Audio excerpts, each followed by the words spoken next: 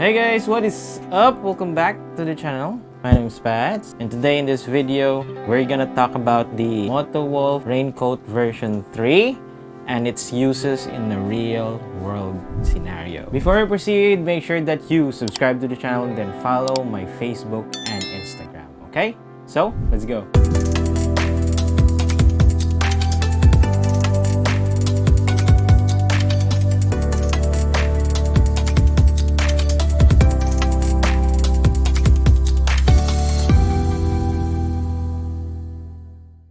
I know you guys are very eager to learn on what is the performance of the jacket if you're gonna use it in a real-world scenario, especially on heavy rains and strong winds. So in this part of the video, I'm just gonna go ahead and tell you up front, the jacket is very effective.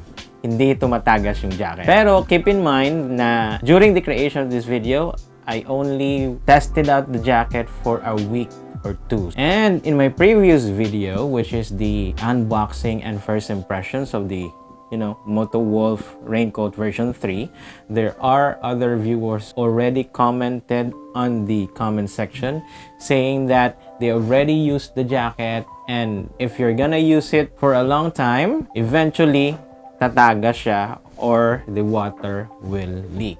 So with that being said, what we'll do is we're gonna create a follow-up video for this jacket until that I feel na hindi na siya effective or if tumatagas na yung tubig sa jacket. So sa ngayon, so far so good. I would recommend it. If you're planning to buy the jacket, go ahead and buy. I can guarantee that it's 100% waterproof. So ayan, you can go ahead and close the video if you are satisfied with the answer. Pero, if you want to know the full details on how I tested out the jacket, watch until the end of the video, because what I'm gonna do is I'm gonna go ahead and give you 3 real-world scenarios on where I tested the jacket, and at the end, I will give you the things that I like during the testing and the things that I don't like of wearing the jacket in a real-world scenario, okay? Let's go.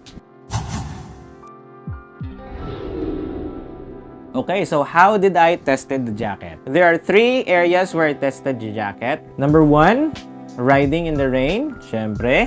Number 2, using the jacket for extracurricular activities. This time, me camping together with the jacket. May footage tayo dyan. And then, number 3 is the day-to-day use of the jacket.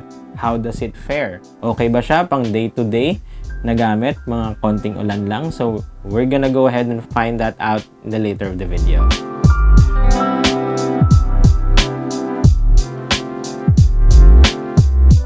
So, here is my footage of the jacket during the ride. Please take note that in this video, yung ulan is actually Bagyong Paeng. So, hindi lang ito basta-basta ulan, bagyo to. So, keep that in mind. Let's go. Okay, so I'm not gonna post the whole ride kasi boring naman nun. I'm just gonna go ahead and show you the clip where the rain and the wind pick up, that you can see the trees and then the zero visibility of the actual storm itself. I'm gonna go ahead and show you arrows on where you wanna look for indication na nagpipick up na yung wind or yung rain.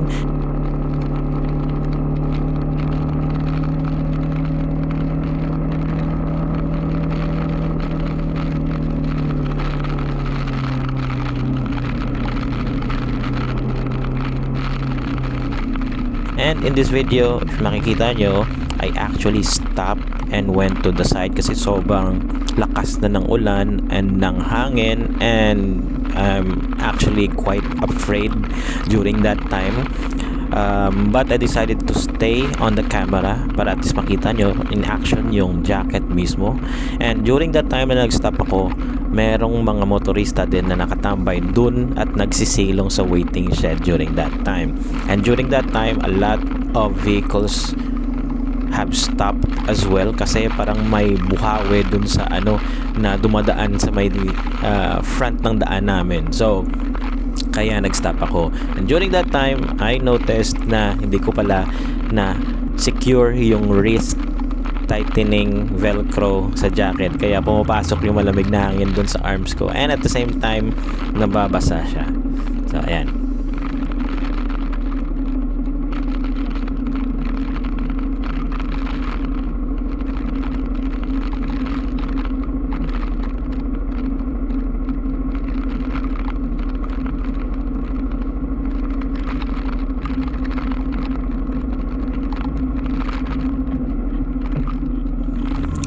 Nung lumagpas na yung malakas na ulan, tsaka yung malakas na hangin, I started riding again. And I don't have a microphone with me inside the helmet, so hindi ko ma-explain ko na yung nakakita ko in front of me, because I was actually focusing on the performance of the jacket during these difficult times.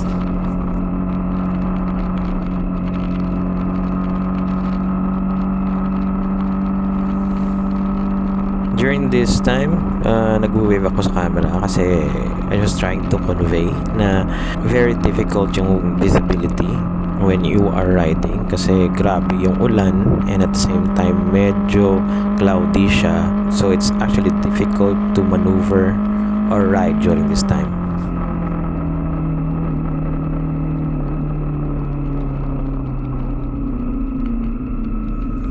So if nakikita nyo, I actually stopped during this time na, and I tightened the wrist velcros on the jacket kasi nafe-feel ko na talaga nabasa na yung arms ko.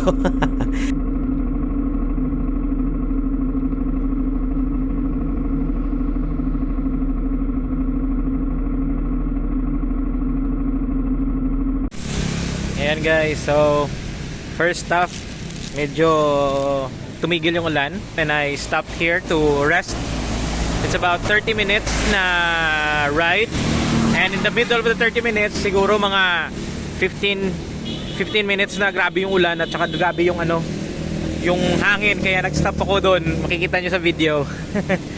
So from here babalik ako sa bahay. It's around 30 to 40 minutes na ride, and then makikita nyo sa likod medyo dumidilim na naman. Hopefully umulan, and matest natin yung yung jacket. So far wala naman akong ma-feel na basa sa chest or sa shorts ko.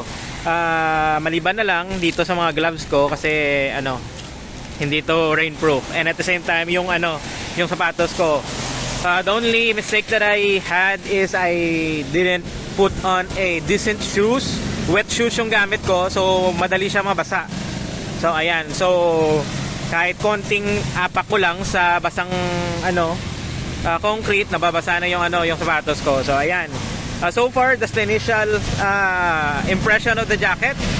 So far comfy naman ako. Nakalimutan ko lang kanina i-tighten yung sa wrist ko, kaya pumapasok yung hangin. So let's go. Okay guys, so ayan, dito na ako sa bahay. Hindi na umulan on the way home. Medyo mga sprinkle of rain lang, mga ganun. So ang ganda kasi yung build ng jacket is very easy siya mag-dry. So ngayon dry na yung jacket. So let's go ahead and take it off so that makikita natin kung tumatagos ba or hindi yung jacket.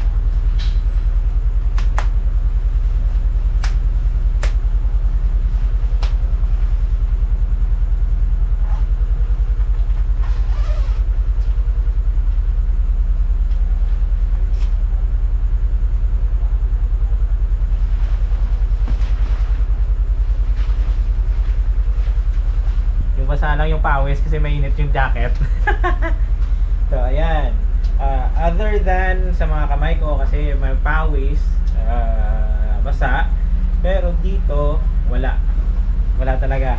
So at the same time dito yung problema lang syempre yung pusod ko, nakikita nyo medyo may basa kasi kanina on the way na nag-ride ako, nalaglag yung yung phone. So I have to take off the jacket and nilagay ko dito yung phone. Diyan kasi gumanon yung yung t-shirt ko kanina. So basa dito. So ayan. And then other than that, wala naman. So, let's go ahead and take off the pants.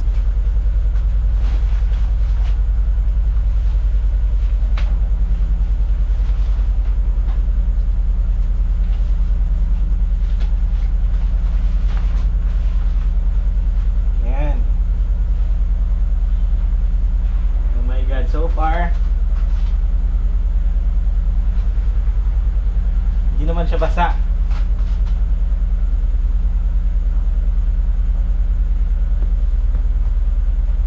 Yan, hindi naman siya basa, guys.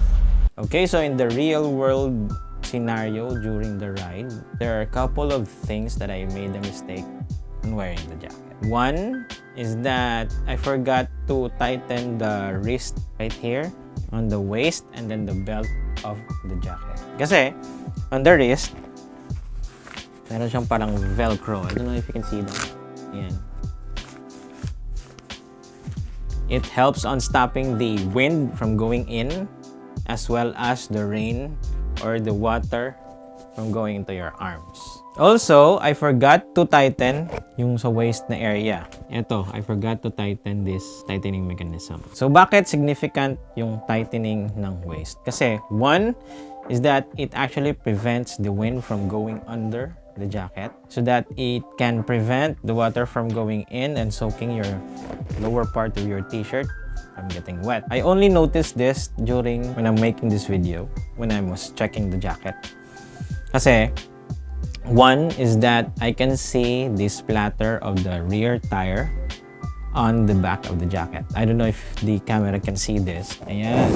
I don't know if the camera can see the pero ayan, nakikita nyo. Parang may mga blemishes or there's a white area where the dirt is on the back. As soon as I saw that, I actually checked my white t-shirt on the back and to my surprise, walang bakat ng dirt, water, or anything from the rear tire. So, I was really glad that the jacket did its part even though I haven't tightened the waist. Okay? The other mistake that I did during the testing is that my cell phone. My cell phone actually fell because of the pockets that don't have a locking mechanism. Actually, nahulog yung cellphone ko. And syempre, umuulan, nabasa yung cellphone ko. So, I had to make sure that it won't happen again. So, nilagay ko yung cellphone ko sa belly, just outside of my shirt. And I didn't realize that the plastic is wet. So, my belly part is actually wet. Yan yung nakikita yung wet part sa belly by the time that I took off the jacket. So, it's not the jacket na tumagas siya or anything. It's just my mistake na nilagay ko yung basang plastic sa belly part ko. The third mistake that I did is that the choice of shoes that I use for this testing is really bad. I should have gone for the normal type of shoes to use, the normal ones that we use during the ride. Pero, yung iniisip ko during the testing is that my feet will eventually get wet, so why not wear a wet shoes? And that was a really big mistake. Kasi, even if the raincoat prevented my feet from being wet, as soon as I step my foot on the concrete, which is wet, maakyat na yung tubig sa wet shoes. That's the other mistake that I did for the jacket. Now, with all those mistakes that I did during the testing, I was really impressed kasi the jacket still stood its ground. It prevented the water from going in dun sa t-shirt and sa shorts ko. As you can see on my shorts, wala talagang bakat or marks where the water is actually leaking. Yung number 2 na testing natin is camping. In this scenario, we were actually camping on the beach, and then during the night, we were visited by a squall, or tinatawag sa local namin dito, pugada, which is a sudden burst of rain and strong winds on the coastal areas. And I was using the jacket prevent our tent from being swept. Actually, natumba talaga yung tent namin, so ginamit ko yung jacket para hindi ako mabasa during that night kasi matutulog na kami. And it worked pretty well. Let me go ahead and show you the footage from our camping trip. Teka, go nun. Tamaan, tamaan. Okay na. Okay guys. Woo!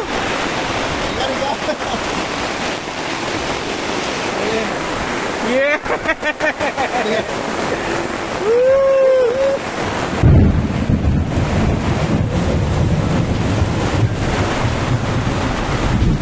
Okay ka lang na, pre?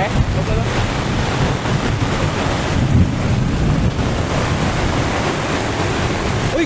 Tubig, pre! Okay guys, so tingnan niyo yung sura ko. Naka-raincoat sa loob. Ang init, actually. Okay, so sa footage na yan, I haven't gone ahead and video myself using the actual jacket na nababasa siya. Kasi during that time, ang lakas ng hangin at umuulan, we were after to secure our things para hindi siya mabasa. So, I don't have enough time to set up the tripod and then the GoPro. Pero after nyan, when everything is secure, to my surprise, the jacket actually in a couple of minutes was dry. Because of the style of clothing that they use to the jacket, the water just drips down, hindi siya nagsusok sa jacket. During the time na ng video na yon, ginagamit ko na yung jacket sa loob kasi maginaw nga. And then, as you can see, the jacket is actually dry already. So, that's one thing na nagustuhan ko sa jacket during my camping trip. So, the jacket is not just for riding, it can also be for camping, and I'm also planning to use it during hiking in the mountains. Number 3 testing that I did is the day-to-day uses of the jacket. Siyempre, mga ulan-ulan, mga ganyan. Let me go ahead and show you the video that I got during the time na medyo umaambon siya.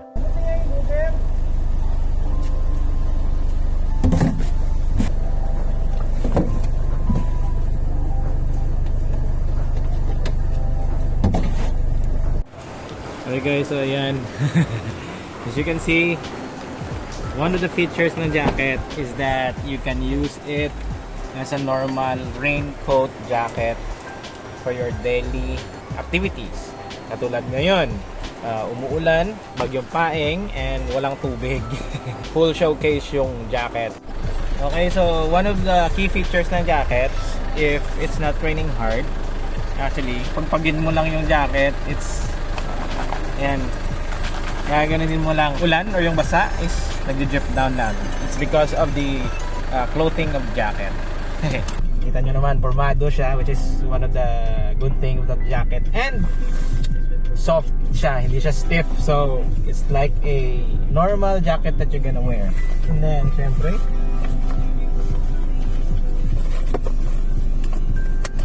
ayan, walang ka-problema. Now, what are the things that I don't like during the testing? One is I still don't like the mesh layer.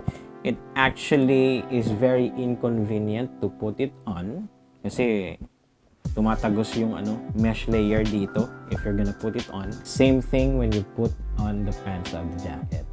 So I hate the mesh layer. Number 2 is the pockets. The pockets don't have a velcro or a button to lock it or to prevent the things that you put in your pocket from going out. The third and the last thing is that there could have tightening mechanisms right here on the body, okay, and on the legs. Kasi the jacket is one size higher from my intended size, which is medium, large to. And syempre, malaki yung jacket. When the wind starts to pick up when you're riding, it actually flaps kasi maraming sobra na tela. Same thing on your body and on your arms right here, you can see in the video. So, that's what I don't like about the jacket. I hope that in the next versions that they do, they will provide like a tightening mechanism, even just a velcro or something like this para ma-tighten siya. So, yan lang. So, those are the things that I don't like during the testing. Now, the things that I like. So, to my surprise, number 1 is 100% water protection siya. So, the jacket did its thing, which I really like. And I was really surprised. Akala ko kasi tatagas. And then number 2, the build and make of the fabric. Even though that it's waterproof, the fabric is very soft. So that's why I really like the jacket, and I usually use it on my day-to-day travels. Ayan, so I really like the jacket because of that. Number 3 is that not only that you can use the jacket during rides, it can also serve as a windbreaker or a normal raincoat. And this is the part that I really like.